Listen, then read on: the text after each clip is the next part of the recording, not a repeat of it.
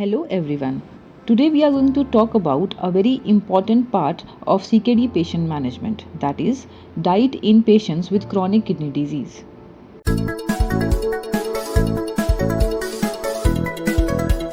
First of all, let us discuss the total calorie requirements.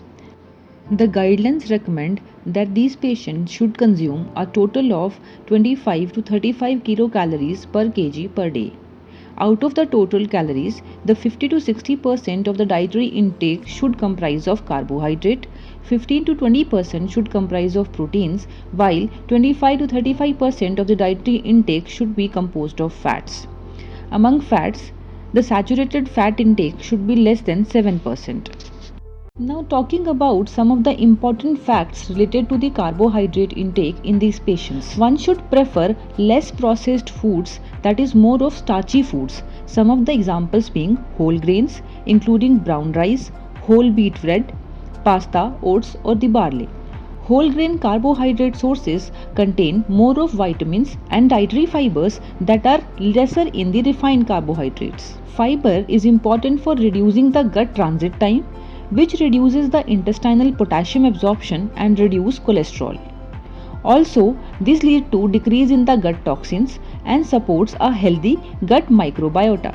Now talking about one of the most mismanaged component of the diet in patients with CKD, that is protein intake. First of all, one should remember that the protein intake recommendation for the patient with CKD stage 3 to 5 who are not on dialysis versus a patient who is on hemodialysis and a patient who is on peritoneal dialysis are different. For the patient who is not dialysis dependent and has a GFR ranging in the stage 3 to 5 of the CKD, the dietary protein intake recommended is 0.6 to 0.8 grams per kg body weight per day, whereas when a patient is being started on hemodialysis, his protein intake should be increased to around 1 to 1.2 grams per kg body weight per day. The patients who are on peritoneal dialysis tend to have more significant protein losses via the peritoneal fluid, so it is being recommended that they should be given a bit higher protein intake every day, especially during the episodes of peritonitis. Their protein intake should be increased up to 1.5 grams per kg per day. So at least 50% of the protein ingested should be of high biological value. That is, the protein consumed should contain all the 10 essential amino acids. Some of the important sources of high biological proteins are meat, egg, fish, milk, yogurt and soya bean. The plant-based proteins have a beneficial effect as compared to the animal-based proteins. The vegetable protein diet reduces the expression of renin-angiotensin system and helps in the better management of BP. Vegetarian diet is associated with a significant reduction in a serum phosphate level as well. Now moving on to sodium intake per day. This is a very important component of the management of a patient with CKD and hypertension. It is recommended that the daily intake of the sodium should be less than 100 millimoles per day or less than 2.3 grams of sodium per day.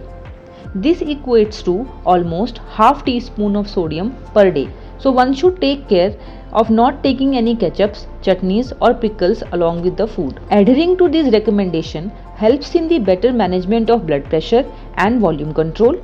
It helps in reducing the proteinuria and helps to achieve more desirable body weight even in the patients who are on dialysis. One of the commonly encountered problems in the OPD settings when talking to a patient with CKD is that the patients tend to decrease the intake of white refined salt, but they supplement it with the pink salt or black salt, which are commonly named as Sendha Namak and the Kala Namak. They presume that the sodium content in these salts is lower as compared to the wild salt. But this is a myth. So, irrespective of the variety of salt, their intake should be limited as the sodium content in them is almost similar. Talking of potassium, dietary restrictions are not routinely recommended as long as the potassium is in the acceptable range. When treating a patient with hyperkalemia, first of all, identify any contributing medications like ACE inhibitors or ARBs.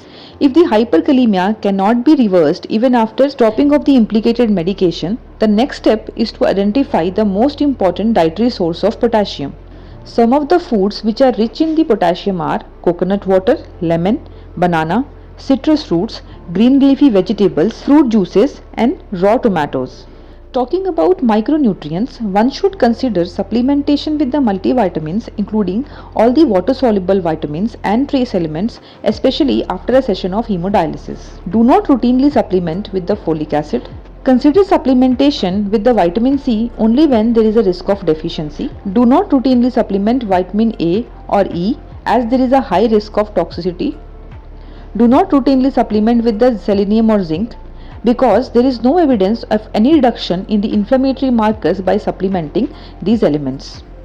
Some of the commonly consumed foods which should be avoided in patients with the chronic kidney disease are all the tinned products, pickles, fruit juices, squashes, soft drinks, alcoholic drinks, baking powder and cooking soda, butter, cream, ghee and fried foods.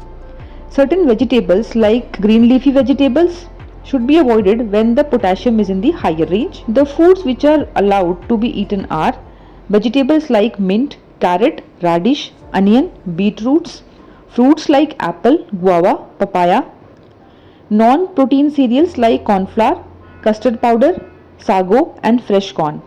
One of the commonly asked questions by the parents of a child with CKD is, can their child consume popcorns? The answer to this question is yes, but the popcorn should be made at home without the addition of salts.